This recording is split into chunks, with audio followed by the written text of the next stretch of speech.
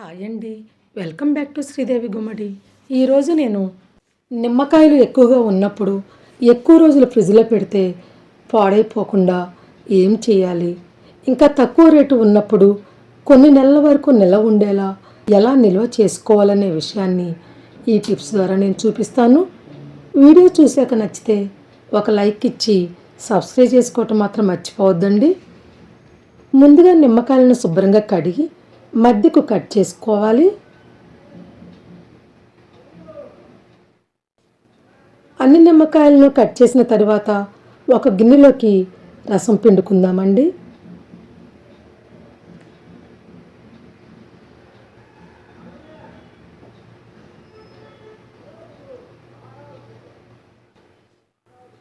పిండిన తర్వాత నిమ్మబద్దలను పక్కన గిన్నెలో పెట్టుకొని మళ్ళీ ఇలా పిండిన బద్దలను ఒకదానిపై ఇంకో బద్దను పెట్టి ఒత్తితే ఇంకా ఏమైనా రసం మిగిలితే వచ్చేస్తుందన్నమాట.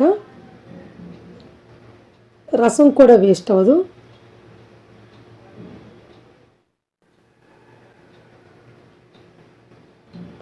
ఇలా అన్ని బద్దల నుండి రసాన్ని పిండుకున్న తర్వాత ఐస్ క్యూబ్స్ ట్రేని తీసుకొని పోసుకోవాలి. ఇంకా కొంచెం రసం మిగిలిందండి. ఈ రసాన్ని చిన్న జిప్లాక్ కవర్స్లో పోసి లాక్ చేయాలి.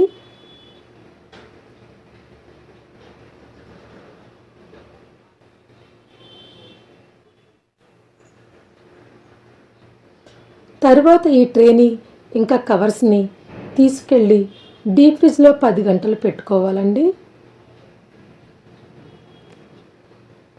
మిగిలిన ఈ బద్దలలో కొన్ని తీసి జిప్లాక్ కవర్లో పెట్టి డీప్ ఫ్రిడ్జ్లో పెట్టాను. వీటిని అవసరమైనప్పుడు కుక్కర్లో ఇంకా ఇడ్లీ పాత్రలో వేస్తే నల్లబడకుండా ఉంటాయి. అలాగే రాగి ఇత్తడి పాత్రలను రుద్దటానికి అవసరమైనప్పుడు తీసి వాడుకోవచ్చు.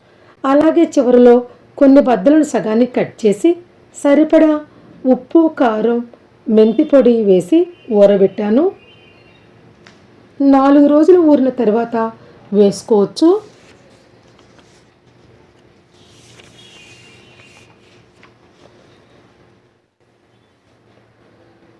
పది గంటల తర్వాత ట్రేలో పోసిన రసం ఇలా గట్టిగా అయిందండి.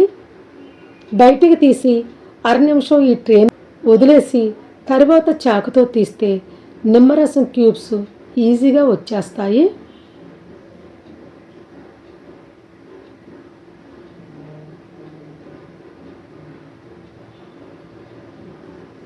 ఈ క్యూబ్స్ని ఏదైనా బాక్స్లో వేసి డీప్ ఫ్రిడ్జ్లో పెడితే 1 ఇయర్ వరకు నిల్వ ఉంటాయండి. ఎప్పుడు కావాలంటే అప్పుడు వాడుకోవచ్చు. మన బిజీ లైఫ్లో ఎప్పుడైనా పులిహోర చేయటానికి కానీ ఇంకా పప్పులో వేసుకోవటానికి టైం లేకపోతే కొన్ని క్యూబ్స్ని తీసి కొంచెం సేపు బయట ఉంచితే మామూలుగా అయిపోతాయి.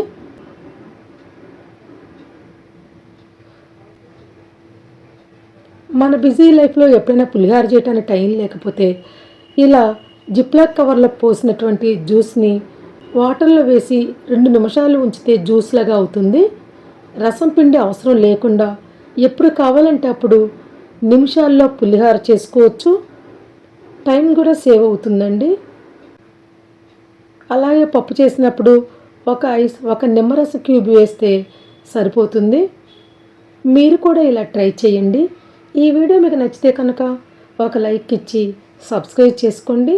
Thanks for watching. Please like, share and subscribe.